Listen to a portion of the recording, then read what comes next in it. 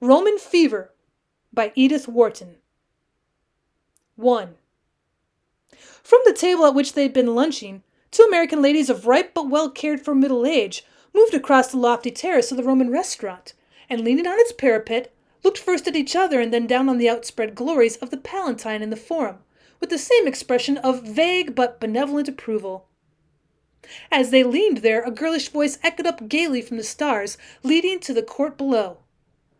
"Well, come along, then," it cried, not to them but to an invisible companion, "and let's leave the young things to their knitting."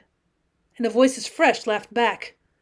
"Oh, look here, Babs, not actually knitting." "Well, I mean figuratively," rejoined the first. "After all, we haven't left our poor parents much else to do." And at that point, the turn of the stairs engulfed the dialogue. The two ladies looked at each other again, this time with a tinge of smiling embarrassment, and the smaller and paler one shook her head and colored slightly.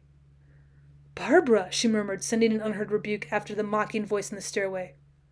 The other lady, who was fuller and higher in color, with a small, determined nose supported by vigorous black eyebrows, gave a good-humored laugh. "So that's what our daughters think of us." Her companion replied by a deprecating gesture. "Well, not of us individually.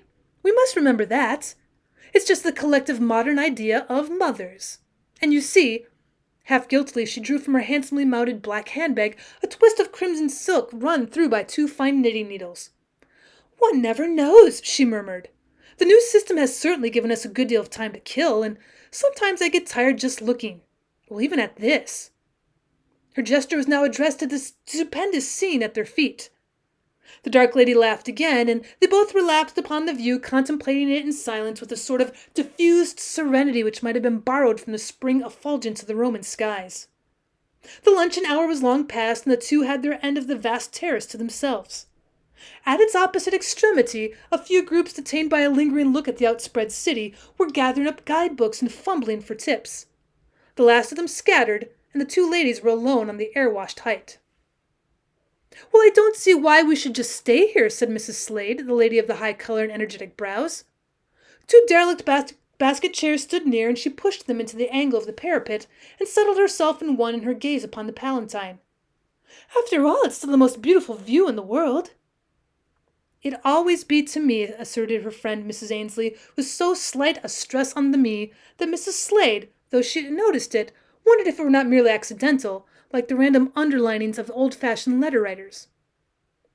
"Grace Ainsley was always old-fashioned," she thought, and added aloud with a retrospective smile, "It's a view we've both been familiar with for a good many years. When we first met here, we were younger than our girls now. You remember?" "Oh, yes, I remember," murmured Mrs. Ainsley, with the same undefinable stress. "There's that head-waiter wondering," she interpolated. She was evidently far less sure than her companion of herself and of her rights in the world. "Oh, I'll cure him of wondering," said Mrs. Slade, stretching her hand toward a bag as discreetly opulent-looking as Mrs. Ainsley's. Signing to the head-waiter, she explained that she and her friend were old lovers of Rome, and would like to spend the end of the afternoon looking down on the view. Well, that is, if it did not disturb the service. The head-waiter, bowing over a gratuity, assured her that the ladies were most welcome, and would be still more so if they would condescend to remain for dinner. A full moon night they would remember. Mrs. Slade's black brows drew together as though references to the moon were out of place and even unwelcome. But she smiled away her frown as the head-waiter retreated. "Well, why not? We might do worse. There's no knowing, I suppose, when the girls will be back. Do you even know back from where? 'Cause I don't." Mrs. Ainsley again colored slightly. "I think those young Italian aviators we met at the embassy invited them to fly to Tarquinia for tea. I suppose they'll want to wait and fly back by moonlight." Moonlight. What a part it still plays. Do you suppose they're as sentimental as we were? "Well, I've come to the conclusion that I don't in the least know what they are," said Mrs. Ainsley, "and perhaps we didn't know much more about each other." "No, perhaps we didn't." Her friend gave her a shy glance. "I never should have supposed you were sentimental, Alida." "Well, perhaps I wasn't." Mrs. Slade drew her lids together in retrospect, and for a few moments the two ladies who had been intimate since childhood reflected how little they knew of each other. Each one, of course, had a label ready to attach to the other's name. Mrs. Delphin Slade, for instance, would have told herself or anyone who asked her that Mrs. Horace Ainsley, 25 years ago, had been exquisitely lovely. No, you wouldn't believe it, would you? Though, of course, still charming and distinguished. Well, as a girl she'd been exquisite. Far more beautiful than her daughter Barbara, though certainly Babs, according to the new standards at any rate, was more effective, had more edge, as they say. Funny where she got it with those two nullities as parents. Yes, Horace Ainsley was, well, just the duplicate of his wife. Museum specimens of old New York. Good-looking, irreproachable, exemplary. Mrs. Slade and Mrs. Ainsley had lived opposite each other, actually as well as figuratively, for years. When the drawing-room curtains in number 20 East 73rd Street were renewed, number 23 across the way was always aware of it. And of all the movings, buyings, travels, anniversaries, illnesses, the tame chronicle of an estimable pair. Little of it escaped Mrs. Slade, but she'd grown bored with it by the time her husband made his big coup on Wall Street, and when they bought in Upper Park Avenue, had already begun to think, well, I'd rather live opposite a speakeasy for a change. At least one might see it rated. The idea of seeing Grace rated was so amusing that before the move, she launched it at a woman's lunch. It made a hit and went the rounds. She sometimes wondered if it had crossed the street and reached Mrs. Ainsley. She hoped not, but didn't much mind. Those were the days when respectability was at a discount, and it did the irreproachable no harm to laugh at them a little. A few years later, and not many months apart, both ladies lost their husbands. There was an appropriate exchange of wreaths and condolences, and a brief renewal of intimacy in the half-shadow of their mourning. And now, after another interval, they had run across each other in Rome at the same hotel, each of them the modest appendage of a salient daughter. The similarity of their lot had again drawn them together, lending itself to mild jokes and the mutual confession that, if in old days it must have been tiring to keep up with the daughters, it was now at times a little dull not to. No doubt, Mrs. Slade reflected, she felt her unemployment more than poor Grace ever would. It was a big drop from being the wife of Delphin Slade to being his widow. She had always regarded herself, with a certain conjugal pride, as his equal in social gifts, as contributing her full share to the making of the exceptional couple they were. But the difference after his death was irremediable. As the wife of the famous corporation lawyer, always with an international case or two on hand, every day brought its exciting and unexpected obligation, the impromptu entertaining of eminent colleagues from abroad, the hurried dashes on legal business to London, Paris, or Rome, where the entertaining was so handsomely reciprocated. The amusement of hearing in her wakes, What a handsome woman with the good clothes and the eyes is Mrs. Slade, the Slade's wife. Really, generally the wives of celebrities are such frumps. Yes, being the Slade's widow was a dullish business after that. In living up to such a husband, all her faculties had been engaged. Now she only had her daughter to live up to, for the son who seemed to have inherited his father's gifts had died suddenly in boyhood. She'd fought through that agony because her husband was there, to be helped and to help. Now, after the father's death, the thought of the boy had become unbearable. There was nothing left but to mother her daughter, and dear Jenny was such a perfect daughter that she needed no excessive mothering. Now, with Babs Ainsley, I don't know why I should be so quiet, Mrs. Slade sometimes half enviously reflected. But Jenny, who was younger than her brilliant friend, was that rare accident, an extremely pretty girl who somehow made youth and prettiness seem as safe as their absence. It was all perplexing, and to Mrs. Slade, a little boring. She wished that Jenny would fall in love, with the wrong man even, that she might have to be watched or outmaneuvered or rescued. And instead it was Jenny who watched her mother and kept her out of drafts and made sure that she'd taken her tonic. Mrs. Ainsley was much less articulate than her friend, and her mental portrait of Mrs. Slade was slighter and drawn with fainter touches.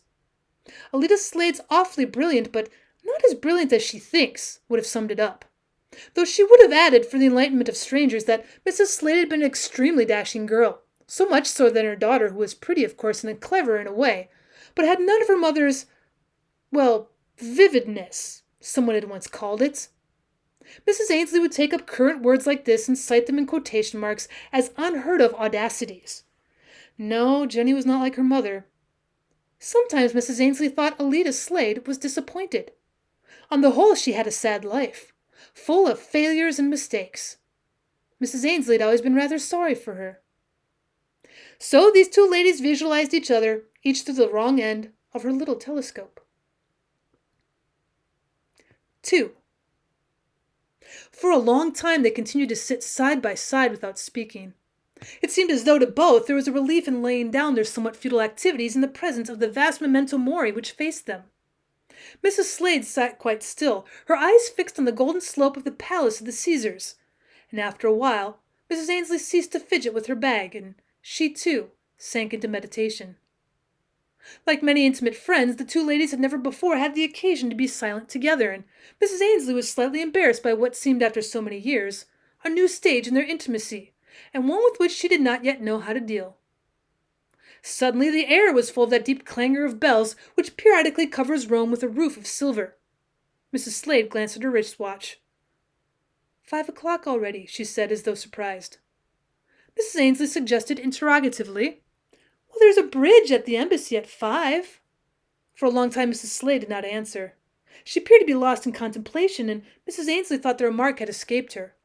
But after a while she said, as if speaking out of a dream, Bridge, did you say? Well, not unless you want to, but I don't think I will, you know. Oh, no, Mrs. Ainsley hastened to assure her. I don't care to at all. It's so lovely here, and so full of old memories, as you say. She settled herself in her chair and almost furtively drew forth her knitting. Mrs. Slade took sideways note of this activity, but her own beautifully cared-for hands remained motionless on her knee. I was just thinking, she said slowly, what different things Rome stands for to each generation of travelers. To our grandmothers, Roman fever. To our mothers, sentimental dangers. How we used to be guarded. To our daughters, no more dangers than the middle of Main Street. They don't know it, but how much they're missing. The long golden light was beginning to pale, and Mrs. Ainsley lifted her knitting a little closer to her eyes. Yes, how we were guarded. I always used to think, Mrs. Slade continued, that our mothers had much more difficult jobs than our grandmothers. When Roman fever stalked the streets, it must have been comparatively easy to gather in the girls at a danger hour. But when you and I were young, with such beauty calling us and the spice of disobedience thrown in, and no worse risk than catching cold during the cool hour after sunset, the mothers used to be put to keep us in, didn't they? She turned in towards Mrs. Ainsley, but the latter had reached a delicate point in her knitting. 1, 2, 3, slip 2. Yes, they must have been, she assented without looking up. Mrs. Slade's eyes rested on her with a deepened attention. She can knit? In the face of this? Well, how like her?